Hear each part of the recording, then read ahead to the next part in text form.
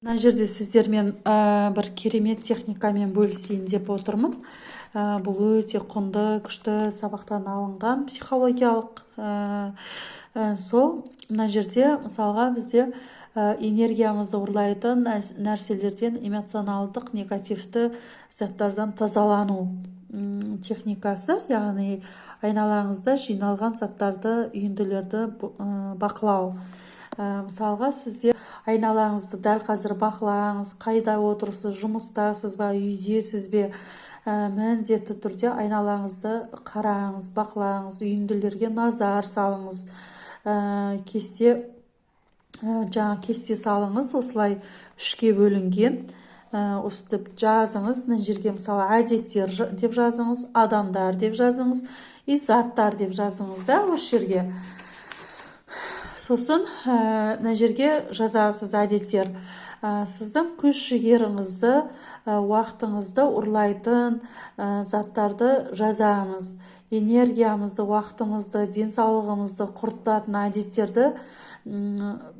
әдеттерден бастаңыз. Мысалға, қажеті жоқ, көп ұйықтау артығымен, кеш жату, аз қимылдау, көп жеу, босқа кететін уақыт өлтіру, сериал қарау, сағаттап көру телевизорды, түнгі шай деген сияқты қандай сізде артық заттар, артық әдеттеріңіз бар. Мысалға, сіздің уақытыңызды ұрлап жатыр осы деген, артық телефонмен көп сөйлесетін шығарсыз, өсек көп айтатын шығарсыз, не болмаса қандай көп қыдыратын шығарсыз. Сол сіздің осы менің уақытымды алып жатыр деген, кем дегенде 10 тізімді жазыңыз. Сосын адамдар. Мысалға, біздің өмірімізде тек қана заттар емес, сондай адамдар да бар да. Әлеуметтік желіде жаңағыдай отырамыз. Друзья бар ғой, друзья дегенде, мысалға 5000 подписчигі бар, миллион подписчигі бар адамдарды қарасаңыз, друзьясы тап-таза тұрады. Себебі олар артық уақытын кетірмейді. Друзьяда қанша адам бар, сол сіздің ленталарыңыздан шығып тұрады. Сосын сіздің уақытыңызды ұрлайды. Жаңағы блогерлер неше түрлі жарнамалар көрсетіп жатады. Соған алаңдап кетесіз, артық уақыт алатын туыстар, мысалға WhatsAppпен отырасыз, жаңа көңіліне қарап, общий чаттарда мүмкін жекеңізге әңгіме айта беретін, бірақ сізге пайдасы жоқ, бірақ артық әңгімесі көп. Жаңағыдай арылу, өшіру, телефонды тазалау, WhatsAppты тазалау. Міне барлығын жазып қойдым. Друзьяңызды тазалаңыз ең алдымен. Жаңа Инстаграмға сіз как попало кіре берместен міндетті түрде бір немен кіру керек. Кірген кезде де сіз өзіңізге қатысты пайдалы заттар салып кіруіңіз керек та. Сіз ол жерге кіріп алып, жаңа әртүрлі блогерлердің өмірін керек па, керек емес па, сізге қатысты ма, қатысы жоқ па, жаңа қызығып, жаңа тақырыбын көріп, қазір бір жақсы дүние бар, бойға тиетін офер дейді, триггер жазыңдар дейді. Сондай қорқытып, шошытып, пәленше ажырасып кетіпті, түгенше өліп қапты, анау ұрлап кетіпті деген сияқты қорқынышты қып, сондай триггер жасап, бойға тиіп, тақырыптар шығарып қояды. Сіз соған кіріп кетесіз.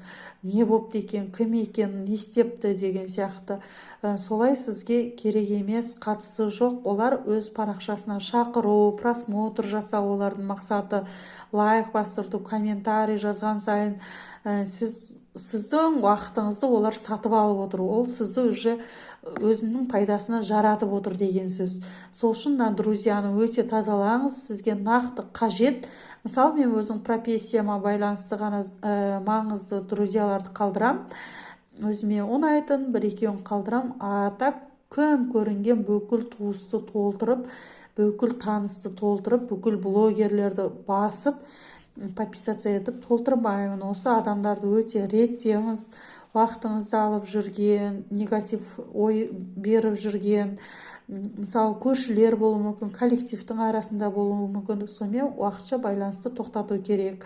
Артық әңгімені, артық жаңа WhatsApp'та номерлерін тазалаңыз, галереяңызды тазалаңыз, телефонды толған жаңа видеолар, мысалға WhatsApp'тардан, чаттардан неше түрлі туысқандардың чаттары бар ма, кез келген чаттардан келетін дүниелердің барлығын өшіріп тазалап қойған дұрыс. Жаңағыдай осы друзьяны, телефонды міндетті түрде тазалаңыздар. Солай сөйтіп қасыңызда сол кезде нақты адамдарға ғана қалады. Енді мына жерде заттар. Үйіңізде мысалы керексіз заттар тұрады. Коробкаларын сақтап қоямыз. Кез келген мысалға киім-кешектерді сақтап жүреміз, арықтағанда киім, ыдыстарды сақтап қоямыз. Артық заттардың бәрін лақтырамыз бағана, барлығын лақтырып жібермеңіздер. Мысалға іске жарайтындарын пайдалы адамдарға беріп, көршіңізге беріңіз, таныстарыңызға беріңіз, кімге керек ау дегендерге беріңіз. Мүлдем іске жарамайтын, босқа беруге де ұялатын заттар болса, оны мусорға лақтыру керек. Болады ғой, бізде мамамыздан нелер жинап жүретін, жаңағыдай сметаналардың, майонездердің сырттарын біреуге тамақ салып берейін деген сияқтышы. Сол сөйтіп топырлап тұрған заттар маған бұрыннан ұнамайтын, лақтырып жіберетінмін. Как будто үйді тазалап шықсаң, артық заттарды лақтырған кезде күшті сезінесің. Сосын осы заттарды лақтырған кезде, мусорға тастаған кезде, күнде мусор шығарған кезде естеріңізде болсын, миымызды сендіруіміз керек. Мен үйдегі қоқыстардан тазарып жатырмын, ауру сұрқау вирустарым барлығы кетіп жатыр.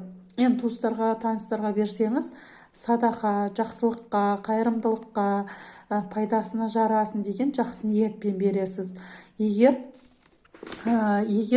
жаңа лақтыратын болсаңыз, вирустарым кетсін, ауру сырқауларым кетсін, үйден бәле жаламыз кетсін, тазарып жатырмыз деп айтып мусорға тастау керек. Сол кезде сіз миыңызды да үйретесіз. Сосын осы адамдарға жоқ деп айтып үйрену. Мысалға, көңілін қимай, жарайды, ренжіп қалмасыншы, бара салайыншы, жүр деп жатыр ғой, болмаса жаңағыдай жасап бере салайыншы деп жүрсеңіз, онда сіз артық энергияңыз кетіп жатыр. Осы менде өте үлкен боль болды осы жерде. Әркімнің көңілін қарап, жарай деп, өзің мына жақта балаң ауырып жатады, мына жақта өзің ауырып жатқан жағдайыңа, адамдарға бәрібір сенің жағдайыңды ойламайды ешкім. Өзің бірінші ойлауың керек, өзің бірінші энергияңды сақтауың керек та. Сен моральный да, физически да шаршап қаласың. Оны сен өзің реттемесең, адамдарға бәрібір, барлығы удобная болсаң, когда сен удобная, барлығына ұнайсың. И то саған әңгіме айтады. Когда сен неудобная, сен уже жаман адамсың. Ну что, бола берсін. Зато сіз энергияңызды бұндай артық заттарға кетірмейсіз. Сол жоқ деп айтып үйрену айнасы дейді. Ортамыз біздің жан дүниеміздің айнасы. Жаңағыдай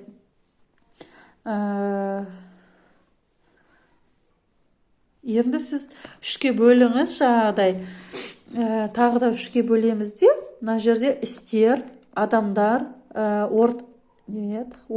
орындар.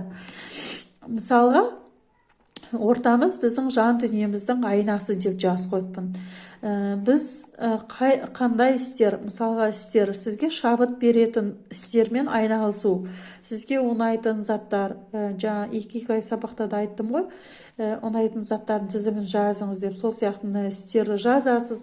Шабыт беретін кітап оқу, мен уборка жасап тазалаған кезде, торт пісіру деген сияқты, тағы не, гүлдерге қарау, қыдыру деген сияқты өзіңізге жаңағыдай тігін тігу, кез келген өзіңізге ұнайтын істерді жазып шығасыз осы жерге.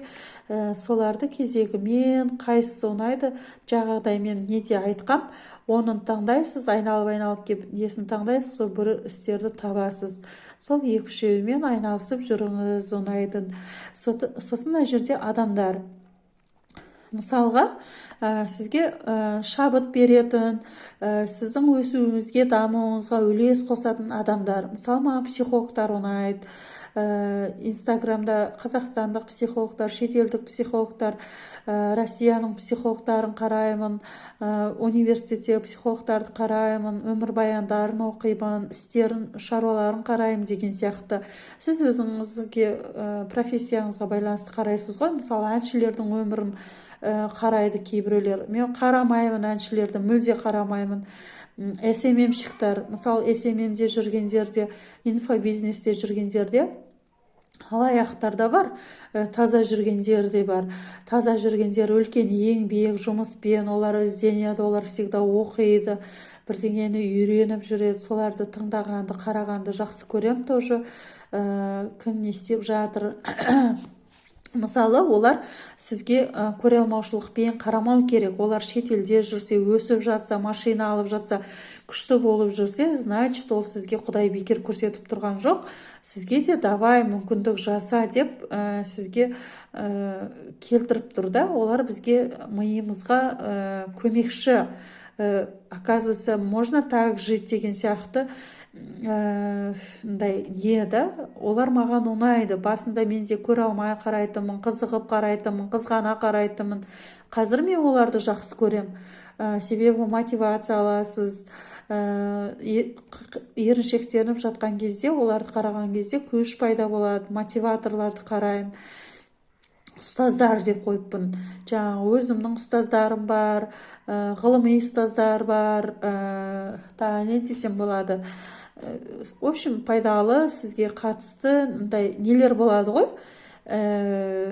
Брайан Трейси деген сияқты шетелдік умныйлар, ученыйлар неше түрлі инсайттар айтады. Сондайларды қараған жақсы көрем айтқандай. Тағы қандай адамдар сізге жаныңызға жақын, анаңыз, ата-анаңыз, бауырларыңыз, туыстарыңыздың жағдайын сұраңыз. Солармен көбірек болыңыз. Сізге жақсылық тілейтін, жақсылық ойлайтын, сондай адамдардың қасында болу керек. Сосын орындар. Мысалға, сізге театр, музей, кітапхана, киноға бару, жүгіру, серуенге бару, осындай сияқты сізге мағана не ұнап жүр қазір. Сабақ өткізетін коворкингтар бар ғой. Елдің барлығы барып оқы, білім іздеп, сондай орталар мүмкін ұнайды. Сондай сізге пайдалы ой салатын, инсайт келетін, сондай полезный дейді ғой, жаныңызға ләззат сыйлайтын, әрі пайдалы, әрі демалып қайтатын сондай орындарға, тренировкаға барыңыз мүмкін. Сондай орындарға бару, паркке барыңыз мүмкін. Сондай сияқты да. Сол үшке бөлесіз, өстіп жазасыз, сөйтіп жазып шығыңыз, өстіп. Бұл техника өте күшті техника. Жаман әдеттерден, адамдардан, заттардан арыламыз, тазарамыз. Оның орнына осындай 3 таблица сызып, жақсы істерді қалыптастырамыз, жақсы әдеттерді қалыптастырамыз, жақсы адамдарды қоршаймыз, жақсы орындарға барамыз. Біз өз өмірімізді өзіміз қолға алмасақ, өзіміз жұмыс жасамасақ, бұл практикалық жұмыс, тапсырма, онда сіздің өміріңізді ешкім керек емес. Адамдарға бәрібір жаман әдеттер өзіңіз тоқтатпасаңыз, ешкім келіп тоқтатпайды, өзгертпейді. Адамдарды да сіз өзіңіз отказ бере білмесеңіз, жүре бересіз. Мен қазір ешкіммен сөйлеспеймін артық. Мамамыз бандай анда-мұнда телефонмен ешкіммен уақыт жоқ, көршіден де араламаймын. Лучше өзіме пайдалы істермен айналысып жүремін. Заттар үйді тез тазалап, лақтырып тұрамын. Пайдалы шаруаларды жасап, қандай курсқа барсаңыз да, миллиондықты оқысаңыз да, сіз өзіңізге жауапкершілігіңізге байланысты супер палочка жоқ. Осы әдеттерден арылып, осындай жақсы дағдыларды қалыптастырған кезде сіз өсесіз, өркендейсіз, дамисыз. Сәттілік. Достар, міне сіздерге айтқан Эйзенхауэр матрицасы, яғни жалқаулықты жеңу, мақсатқа жету, өзіңе сенімділікті арттыратын осындай техника бұл. Яғни 4-ке бөлеміз, осындай таблица сызамыз, А, Б, С, Д деп жазамыз. Сосын біріншісіне маңызды, шұғыл деп жазамыз. Екіншісіне маңызды, шұғыл емес деп жазамыз. Үшіншісіне маңызды емес, шұғыл деп жазамыз. Төртіншісіне маңызды да емес, шұғыл да емес деп жазасыз. Сосын бірінші мысалға маңызды шұғылға орындайтын нақты жұмыс болады ғой. Маңызды шұғыл. Мысалы, денсаулық, дәрігер, бала, срочно тез орындайтын шаруаларда, мүмкін басқалар сіз үшін. Екінші маңызды шұғыл емес болады ғой. Маңызды, бірақ тура бүгінге керек емес деген сияқты. Бүгін орындау міндетті емес. Жұмыстарға, туыстарға бару, дүкен аралау, болашаққа жоспар жазу деген сияқты. Осындай мысалға өзіңізде қандай тағы да соны осы жерге жазасыз, ойланып. Сосын маңызды емес, шұғыл. Мысалы, аяқ астынан звондап қалады сізге, бір жерге шақырып қалады, қонақтар келіп қалады. Сондай аяқ астынан баратын заттар ғой. Соларды осы жерге, мысалы, тез бара салатын, бере салатын, кездесе салатын, садикке апара салатын, сондай заттарды осы жерге жазасыз да. Сосын маңызды емес, шұғыл да емес дейді. Мысалға, артық сериалдарыңыз бар шығар, Инстаграм қарау, өсек айту, уақытты өлтіру, дүкен аралау, күшті жететін дейді. Тұрып дейді. Короче, осы үстіп бөліп аласыз. Бұл біздің миымызда жүрген жаңағы бүкіл ойланып жүреміз ғой. Адамның миына күніне 70 000 ой келеді. Соны басымызда топырлап жүрмеу үшін қағаз бетіне бөліп түсіреміз. Болады ғой, кейде ананы жасауым керек, мынаны жасауым керек, анда баруым керек еді, мында баруым керек еді, балаларды апаруым керек еді, ата-анама звондау керек еді деген сияқты. Бізде ойымызда көптеген сұрақтар жүреді. Көп адамдар осы С-мен Д-да тұрып қалады. Маңызды емес, шұғыл заттар жасап кетеді. Болмаса маңызды емес, шұғыл емес, телевизор қарау, Инстаграм қарау, өсек айту, телефонмен сөйлесу, дүкен аралау деген сияқты. Сол бір аптаға өзіңізге осындай жоспар құрып алу керек. Егер сіз бұлай жазып алмайтын болсаңыз, қағазға түсірмейтін болсаңыз, онда сіздің миыңызда хаос болады, топырлап, толып, қайда не істеуіңізді білмей, бірде бір шаруаңыз бітпей, кейінге қалу, ертең деп бір күніңіз, бір аптаңыз, бір айыңыз, бір жылыңыз қалай өтіп кеткен байқамай қаласыз. Не болмаса өкіметтік орында жұмыс жасайтын болсаңыз, тек қана сол күнделікті барып келу жұмыстармен ғана сіздің күніңіз өтіп шығады. Сол үшін мына жерде сізге өзіңізге қатысты денсаулықты, мысалға дәрігерге уақытында қаралу керек, балаға уақытылы көңіл бөлу керек деген сияқты. Осылай сіз ойланып отырып, бүкіл жоспарларыңызды 4-ке жазып алсаңыз болады. Миыңызда мысалы неше түрлі жүреді ғой. Мана Инстаграмда мысалы босқа керек емес біреулердің заттарын қарап отырасыз. Маңызды да емес, шұғыл да емес, керек та емес. босқа біреулердің историяларын қарайсыз, керек емес сұрамаса да біреулермен әңгіме айтып отырасыз, өзіңіз звондап уақыт өткізу мақсатында да. Егер сіз осылай бөліп алсаңыз, сіз неден кейін нені жасау керек екен, қайсыған көңіл бөлу керек екенін көріп тұрасыз. Уақытыңыз қайсыған кетіп жатқанын білуге болады. Маңызды шұғыл заттарыңыз жасап жүрсіз бе, мүмкін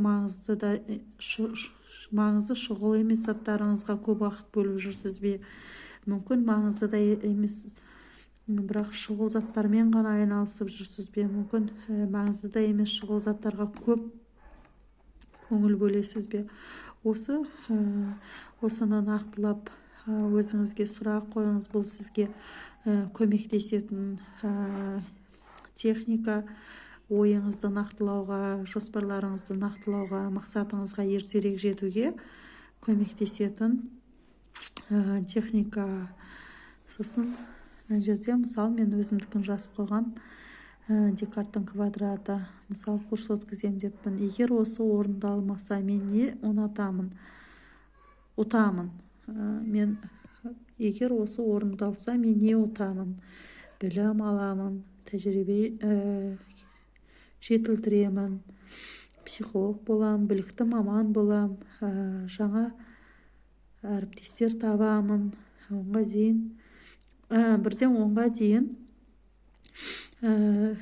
сізге осыны жасасаңыз, осы мақсатыңыз, мысалы мен осындай мақсат қойдым ғой, курс өткізем деген, курс өзім профессиям бойынша, и соны жасасам маған қандай польза бар, қандай маған пайда бар деген сияқты. Сіз сол мақсатыңызды нақтылайсыз да, сол кезде сізге осы жерде тізім болу керек. Сіз егер осыны орындасам, маған мысалы осы ақша тапсам, мен Алакөлге барамын, анда барам, мында барам, баламның сабағына беретін едім деген сияқты. Сіз оның пайдалы тұстарын көріп тұруыңыз керек, жазып қоюыңыз керек. Сонда біздің миымыз оны орындауға тырысады. Сосын екінші, егер бұл жүзеге аспай қалса мен не ұтамын? Мысалы жүзеге аспаса, жасамасам, бос уақытым көп болады, ұйықтаймын, ақшам өзімде қалады, шаршамаймын. Мысалға сіз соны жасамасаңыз, сізде ақшаңыз өзіңізде қалады, сіз өспейсіз, дамымайсыз. Не ұтамын дейді. Ақшаңыз өзіңізде қалады, мүмкін ұйықтайсыз, демаласыз, или болмаса не істейсіз? Соны жазасыз мына жерде. Егер бұл жүзеге асса мен не жоғалтамын? Мысалға мен курс жасап жатқан кезде уақыт жоғалтамын, ескі әдеттерден арыламын, ерекшеліктен құтыламын, еркіндіктен.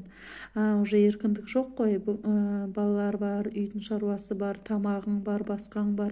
Соған қарамай сен өзің мақсатыңды қосқан үшін сен еркіндігің бұзылды, балалармен өткізетін уақытың азаяды, оларға көңіл бөле алмай қаласың, қыдыра алмай қаласың, если осыған беріліп кетсеңіз.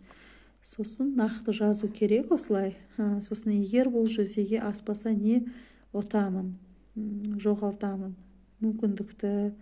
Егер осы жоспарыңыз, осы мақсатыңыз орындалмай қалса, сіз нені жоғалтасыз? Мүмкіндікті, жаңа тәжірибені, адамдармен байланысты жоғалтамын деп қойыппын.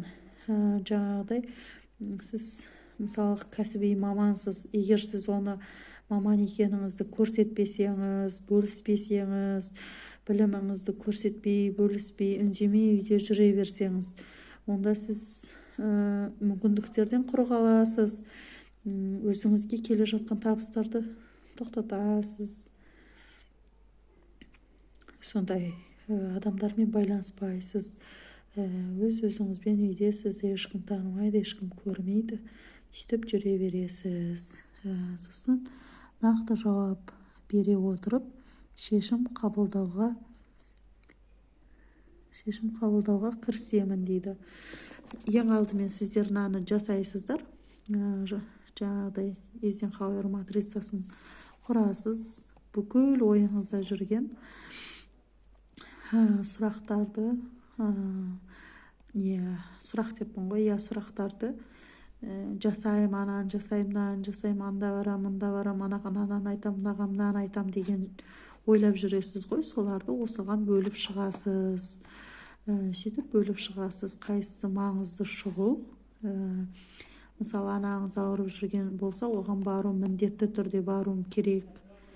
Балаңыз уже оқу жақындап қалса, оның документін срочно апарып өткізу керек деген сияқты шұғыл заттарыңызды тізімін жазасыз да осылай. Может, А4-ға жазып алыңыз, көп болса. Сондай. Сосын, мысалы, мына жерде маңызды шұғыл емес. Мысалы, мен шұғыл емес, маған срочно емес болды курс жасау. Мен жүре бердім, асықпай, бос кезімде ғана жасап жүрдім. Бір рет жазып қоясыз. Срочно емес те. Бірінші мынаны орындап тастауға тырысасыз. Сөйтіп, екінші мынаны орындап тастау маңызды емес, шұғыл. Мысалға, сізге жолдасыңыз бір жерге бірдеңе әкеп бер десе, ақша жібер десе, бірінші осы шаруаларды бітіресіздер. Маңызды шұғылды бірінші, сосын мынаны екеуін бірінші жасауға тырысасыз. Ал мына маңызды шұғыл еместі кейін асықпай басқа күні жасасаңыз болады, бос кезде. Маңызды да емес, шұғыл да емес. Мынаны мүлдем жасамасаңыз болады. Бұл сіздің энергияңыз қайда кетіп жатыр? Маңызды, пайдалы, жақсы дүниелерге кетіп жатыр ма? Болмаса, мынандай маңызды да емес, шұғыл да емес, қажет те емес, болмайтын заттарға кетіп бара жатыр ма? Осыны анықтайсыз. Бұл психологтың міндеті. Сізге ақыл айтпайды, кеңес айтпайды. Ол сізге бағыт береді, ол сізге осындай жол көрсетеді. Ал оны жасамау өзіңізге байланысты.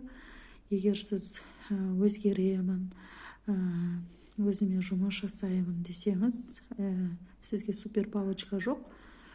Осы әрекетті көрсетіп бердім өзіңіз үшін. Қажет болса жасайсыз. Сізде ешқандай күш те жоқ. Жасамау өз еркіңізде. Бірақ та бұл өте күшті көмектесетін зат. Себебі миыңызда толған ақпараттар тұрғанша, лучше қағазға түсіріп, осылай бір жетіге, может, бір күнге, мысалы, бір күнде сізде көп заттар тұрса, соны сразу жазыңыз. Мына күнге бөліп тастаңыз. Осы маған қажет пе, деп өз-өзіңізге сұрақ қоясыз да, сосын бөлесіз.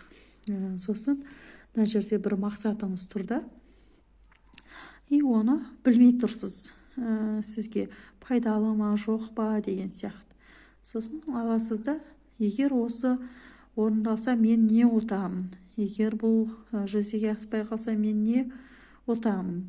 Егер бұл жүзеге асса, мен не жоғалтамын? Деген сияқты. Егер бұл жүзеге аспаса, мен не жоғалтамын? Үстіп, бұл сіздің ойыңызды нақтылауға, бұл сіздің мақсат сізге точно керек па, керек емес па.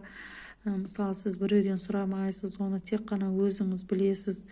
Ойланып отырып жауап берсеңіз, сіздің түйсіктеріңіз өзіңізге көмекке келеді, ішкі даусыңызды тыңдауға көмектеседі.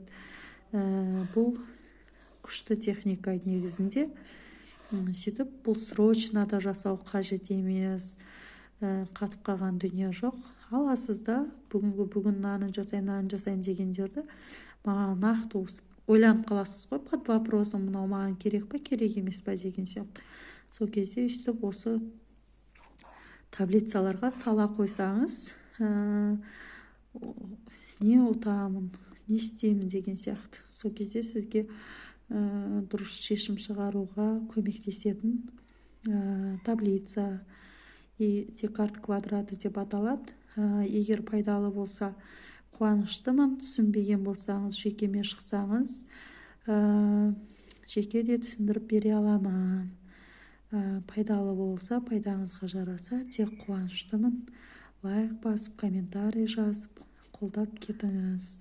Бұдан да көптеген пайдалы білімдермен бөлісетін боламын. Рахмет, сау болыңыз.